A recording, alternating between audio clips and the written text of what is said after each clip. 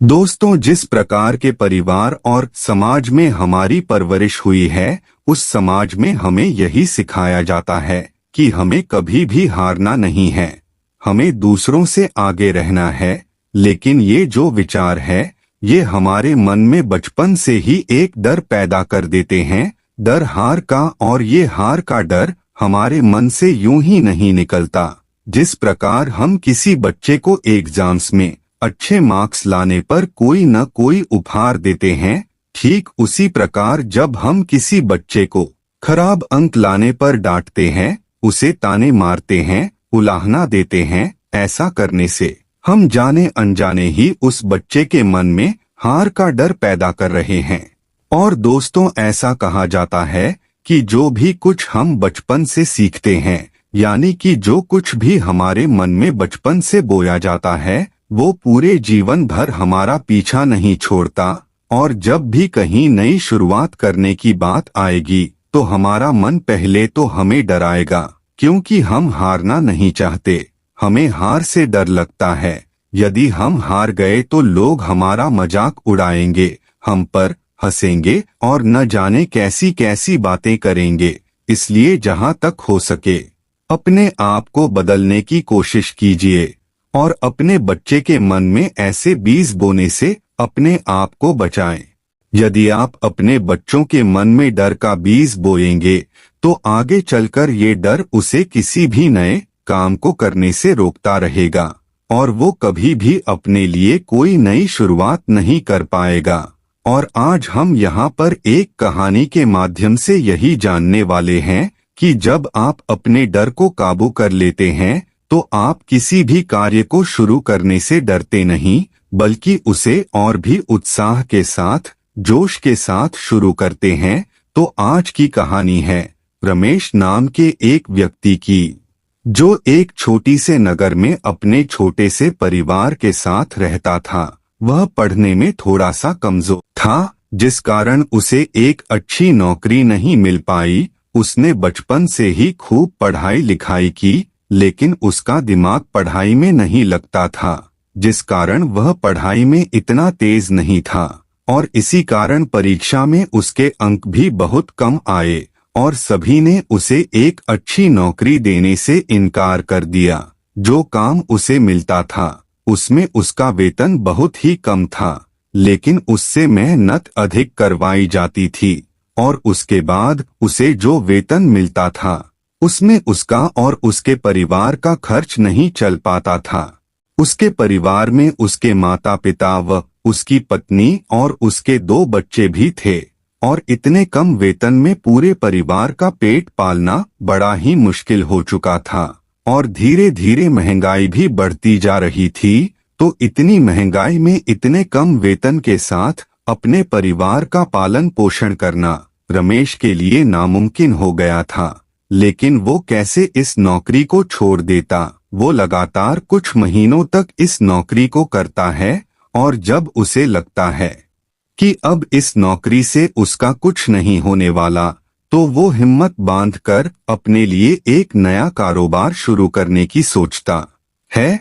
लेकिन कारोबार शुरू करने के लिए उसको जो धन चाहिए था वो उसके पास नहीं था। इसलिए उसने अपने रिश्तेदारों से, संबंधियों से, मित्रों से कर्जे लेने शुरू कर दिए और जिस काम को वो शुरू करना चाहता था उस काम को उसने अच्छे से सीखा, उससे जाना। उस कार्य को लेकर उसने गहराई से सारी जानकारी इकट्ठा की और जब उसे ये सारी बातें पता चल गई तब उसके मन में एक विश्वास की आशा जग गई। वो सोचने लगा कि जो भी जानकारी मुझे चाहिए थी वो सब अब मेरे पास है। मुझे मेरे नए कारोबार को शुरू करने और उसे ऊंचाइयों तक ले जाने में अब मुझे कोई नहीं रोक सकता।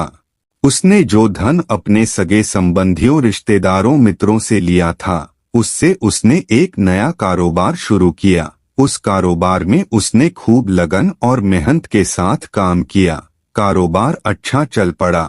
कुछ महीनों तक तो ऐसा लग रहा था कि मानो अब रमेश को कभी पीछे मुड़कर देखने की कोई जरूरत नहीं पड़ेगी। लेकिन तभी अचानक उसका कारोबार धीरे धीरे ठंडा पड़ने लग गया। उसकी बिक्री कम होने लग गई।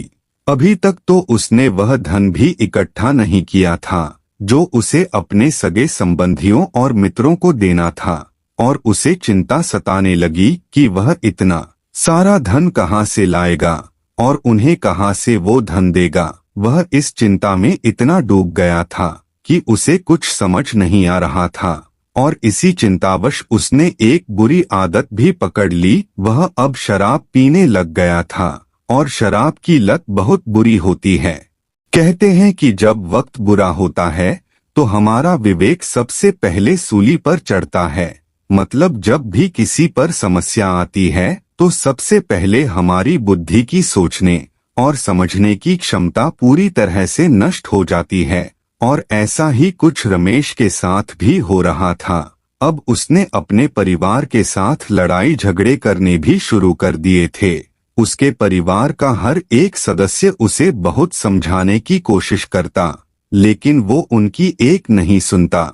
उसे तो बस अब शराब पीनी थी, अपनी उस चिंता को मिटाना था जिस चिंता में वह डूब चुका था। धीरे धीरे ऐसे ही समय बीतता रहा, और कुछ दिनों बाद रमेश की हालत और भी ज्यादा खराब हो गई, क्योंकि रमेश ने अपने सगे संबंधियों और मित्रों को पैसा लौटाने का जो समय दिया था वह समय भी आ चुका था, और सभी ने रमेश से अपने पैसे मांगने शुरू किए जो उन्होंने उसे कर्ज के तौर पर दिए थे। लेकिन रमेश का कारोबार तो पूरी तरह से बंद हो चुका था। अब उसके पास कोई धन नहीं था, और जो कुछ भी थोड़े बहुत पैसे उसके पास थे वे पैसे वह शराब में उड़ाए जा रहा था। कुछ दिनों तक तो रमेश ने उन्हें टाल दिया, लेकिन उसके बाद वे लोग अपना कर्ज लेने के लिए अब उसके घर तक आ पहुँचे थे। उसके घर पर कर्जदारों की कतारें लग गई। यह देख उसके माता पिता और भी अत्यधिक घबराने लगे कि अब उनका कर्ज कहाँ से लौटाया जाएगा। तभी रमेश उनसे कहता है, मैं आप सभी के कर्ज बहुत जल्द लौटा दूंगा, मुझे कुछ दिनों की मोहलत दे। एक बार फिर वे सभी रमेश की इस बात पर भरोसा कर कर वहां से चले जाते हैं, लेकिन रमेश के पास कोई रास्ता ऐसा नहीं था जिससे वह धन लेकर आ सके और उन सभी का वह कर्ज उन्हें लौटा सके। रमेश को ऐसा कोई रास्ता नजर नहीं आ रहा था। वह दिन रात इस चिंता में लगा रहता था, वो उनको लौटाने के लिए पैसे कहाँ से लाएगा। एक बार फिर से जो समय रमेश ने मांगा था वह समय बीत गया, और कर्जदारों की एक बार फिर से उसके घर पर कतारें लगने लगी। अब की बार रमेश और ज्यादा परेशान हो चुका था। वह उन लोगों से झगड़ा करने पर भी उतारू हो चुका था। वह रोज अलग अलग लोगों के साथ झगड़ा किया करता था। वह उन्हें अपशब्द भी कहता था, लेकिन रोज रोज के आने वाले उन कर्जदारों से रमेश बहुत ज्यादा परेशान हो चुका था। वह अपने जीवन में पूरी तरह से निराश और हताश हो चुका था, और अब उसके मन में बुरे बुरे विचार आने लग गए थे। वह सोचता था कि ऐसे जीवन से तो अच्छा है कि इस जीवन से छुटकारा पा लिया जाए, लेकिन उसका अपना परिवार भी था जिसे देखकर वह इस कदम को नहीं उठा पा रहा था। उसके अंदर इतनी हिम्मत हो ही नहीं पा रही थी।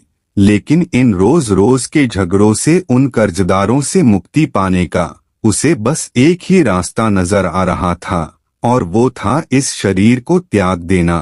काफी कुछ सोच विचार करने के बाद वह इस कदम को उठाने के लिए तैयार हो गया, और एक दिन उसे यह मौका भी मिल गया। वह जाने से पहले अपने माता पिता के चरण छूता है, उनसे क्षमा मांगता है, और आखिरी बार अपने पूरे परिवार को जी भर के देखता है।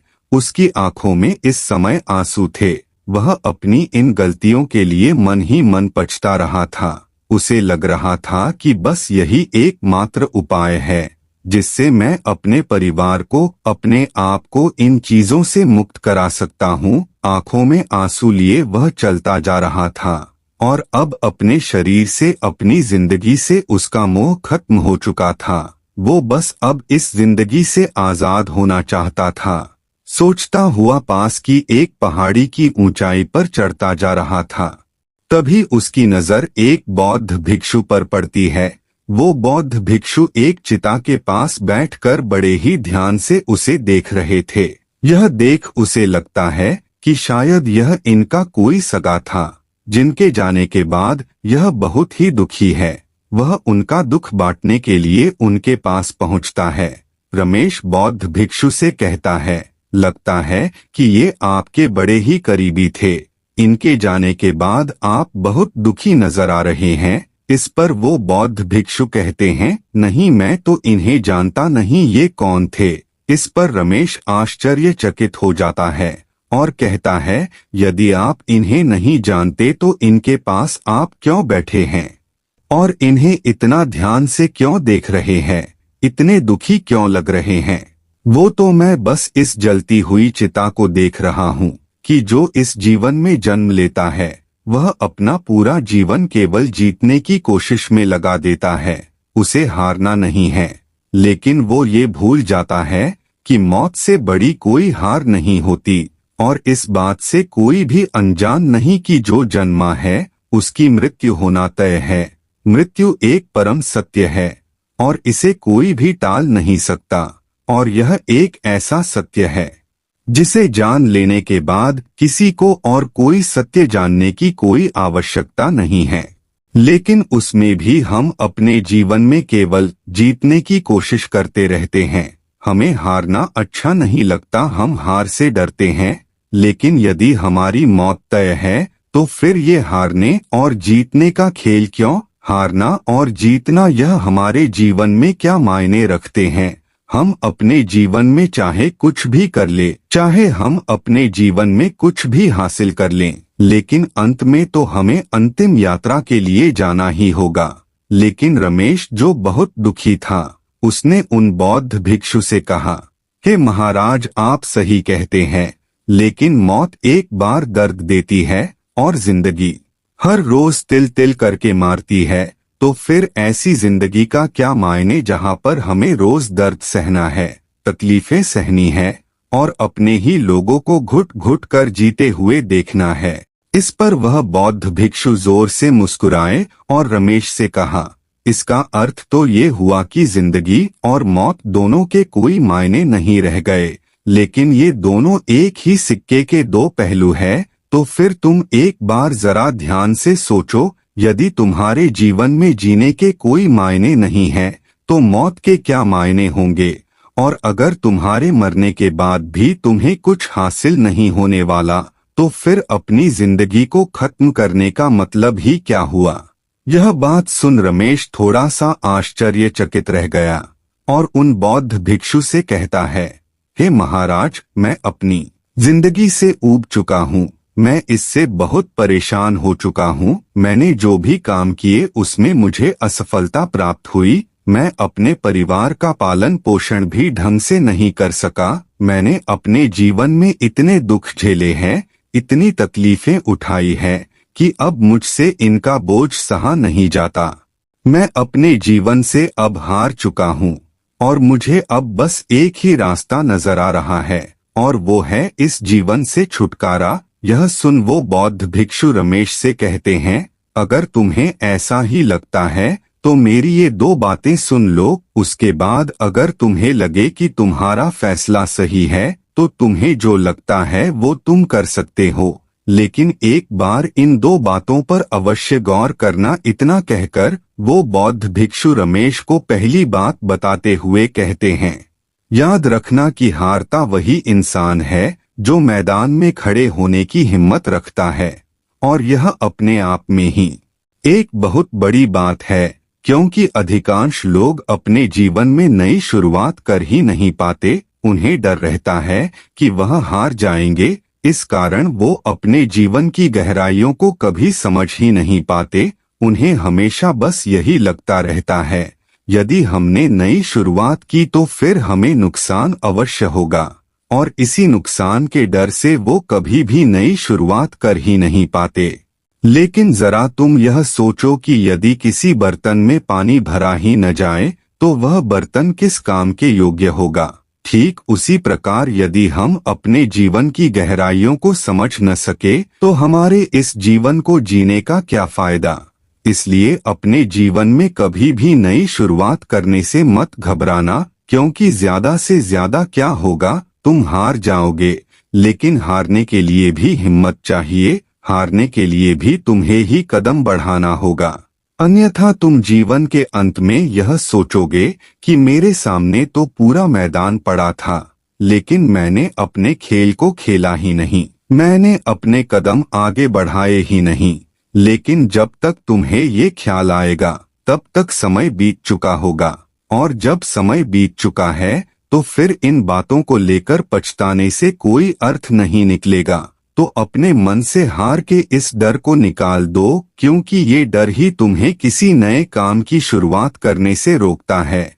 यह भूल जाओ कि तुम किस समाज में हो, कि लोगों के बीच हो, क्योंकि वो लोग तुम्हें कोई भी नया काम करने से रोकते हैं और तुम्हारे मन में डर पैदा करते हैं कि यदि तुम हार गए तो तुम पर लोग हंसेंगे, तुम्हारा मजाक उड़ाएंगे, तो तुम उसे यहीं पर भूल जाओ। क्योंकि यदि तुम हार भी गए तो यह तुम्हारे लिए एक अनोखा अनुभव होगा, जो तुम्हें एक कदम और आगे बढ़ाने की हिम्मत देगा, और तुम एक एक कदम आगे बढ़ाते हुए सफलता की ओर बढ़ते चले जाओगे। इसलिए हमेशा अपने मन की सुनो। यदि आपके मन में है कि मैं जो कुछ भी करने जा रहा हूँ वह बिल्कुल सही है, तो फिर पीछे मत हटो, अपने डर को काबू में करो और अपने जीवन के अंत में ये अफसोस करने से बचो कि काश मैंने एक बार और कोशिश की होती। और दूसरी और सबसे जरूरी बात यह है कि ये जीवन है और इस जीवन में हमें हारने के और जीतने के कई मौके मिलते हैं। तो ये याद रखना कि यदि तुम हार भी गए यहाँ पर तो तुम्हें इस खेल से कोई निकालने वाला नहीं है। अपने जीवन में आपको अनेक मौके मिलेंगे और इन मौकों का फायदा उठाना सीखो। लेकिन यहाँ पर भी एक बात समझने वाली ये है कि ये मौके कब आएंगे और कब जाएंगे, यह सब आप पर निर्भर करता है। आप पर यह निर्भर करता है कि जिंदगी के इस खेल में आप कितने मौके ढूंढ पाते हैं। ये जिंदगी एक खेल की तरह ही तो है, यहाँ पर तुम्हें हारने और जीतने के कई मौके मिलते हैं। यदि तुम पहली बार हार जाओ तब भी तुम्हारे पास अनेकों अवसर रहते हैं, तो उन अवसरों का फायदा उठाओ और एक नई शुरुआत करो। लेकिन जब भी हम कोई नई शुरुआत करने की सोचते हैं तो पिछली हार हमें पीछे खींचने की कोशिश करती है, हमें डराती है कि जैसे हम पिछली बार हार गए थे हो सकता है हम इस बार भी हार जाएं। इसलिए हम नई शुरुआत करने से डर जाते हैं। तो यहाँ पर मेरी एक और बात याद रखना कि जीवन में चाहे तुम्हें कितनी भी हार मिले, उन्हें कभी भी एक हार की तरह मत देखना, उन्हें एक अनुभव की तरह देखना, और वही अनुभव तुम्हें जीत की ओर ले जाएगा। क्योंकि ये जीवन का जो खेल है इसमें तुम्हें अनेकों मौके मिलेंगे और इन मौकों का फायदा तुम्हें कैसे उठाना है यह तुम्हें वही अनुभव बताएंगे। इन्हीं अनुभवों के कारण तुम्हें दोबारा उठने का मौका मिलेगा, तुम्हें दोबारा नए नए मार्ग भी मिलेंगे। लेकिन हार के बाद अपने जीवन में कभी भी निराश मत होना, क्योंकि आखिर में ये शरीर खाक ही होना है। तो आखिरकार जब हमें हार कर यही सब कुछ छोड़कर जाना है तो फिर हम अपने जीवन से हार क्यों माने? तो क्या हम अपने जीवन में कोशिश करना ही छोड़ दे? इसलिए हमें अपने जीवन में कभी भी कोशिश करनी नहीं छोड़नी चाहिए, क्योंकि वो कोशिश हमें एक अनुभव प्रदान करती है जो हमारे जीवन के अंत में कम से कम हमें एक संतोष तो देगा कि हमने कोशिश की थी और उन कोशिशों के बदले हमें कुछ अनुभव मिले हैं, और उन अनुभवों के साथ हम इस जीवन को अलविदा कहेंगे। कम से कम हमें खाली हाथ तो नहीं लौटना होगा, हमारे मन को यह संतोष तो होगा कि हमने अपने जीवन को भरपूर जिया है, इस खेल को अच्छे से खेला है। इसलिए इस डर को कि हम हार जाएंगे, इस फिक्र को आज से और यहीं पर छोड़ दीजिए और एक नई शुरुआत कीजिए, क्योंकि नई शुरुआत आपको एक नया हौसला देगी और यही हौसला आपको उन ऊंचाइयों तक लेकर जाएगा। क्योंकि दोस्तों, किसी महान इंसान ने कहा है कि मैदान में हारा हुआ इंसान फिर भी जीत सकता है, लेकिन मन से हारा हुआ इंसान कभी जीत नहीं सकता। इसलिए अपने जीवन को उत्साह और उमंग के साथ जीना सीखिए। इस खेल को डटकर खेलना सीखिए।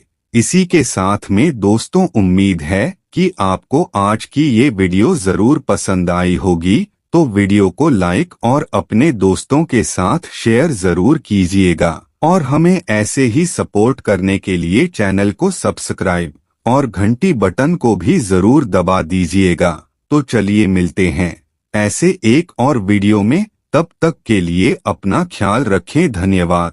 नमो बुद्धाय।